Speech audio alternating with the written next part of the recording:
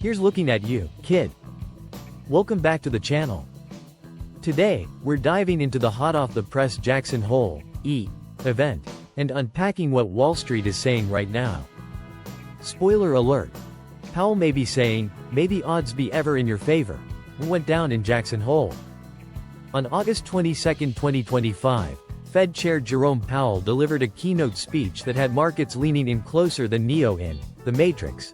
He didn't come out and say, "Hasta la vista, inflation," but he did hint at potential interest rate cuts as soon as September, citing a weaker labor market amid still sticky inflation. He emphasized the Fed would remain data-driven, and not bow to political pressure, even though risks are shifting. Wall Street's "you can't handle the truth" moment. Markets loved what they heard. The Dow hit a record high, with the S&P 500 and Nasdaq surging. Stocks like small caps rallied big time. Bond yields dropped, with the 2-year Treasury yield slipping to its lowest in over a week, marking a clear signal of easing expectations. Markets now price in about a 90% chance of a rate cut in September.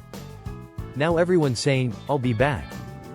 But it wasn't all sunshine and happiness. Some analysts warned that Powell's balanced tone could spark a pullback if Wall Street's expectations get too high.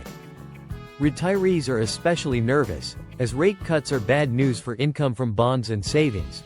Plus growing political pressure and inflation risks are keeping them uneasy. And before the speech, markets were jittery, trading volumes were thin, and investors were bracing for volatility. Let's sum this shit up. So what just happened? Think of Powell as a cautious director. He didn't promise a blockbuster sequel, rate cut, but he left the door cracked just enough to keep fans, investors, excited. Wall Street cheered like they'd just seen the best plot twist in Game of Thrones, pushing stocks higher and breathing easier. What you should watch next? Will the Fed follow through with that September cut? Or will inflation data cough up a twist worthy of plot twist captions? Keep an eye on bond yields and Fed communications. They'll be your breadcrumbs. And don't ignore the politics. These pressures may shape policy more than you think. To infinity and beyond. Markets are hopeful, but as always, the Fed's movie isn't over yet. Thanks for watching. Hit subscribe if you want to stay front row for the next act.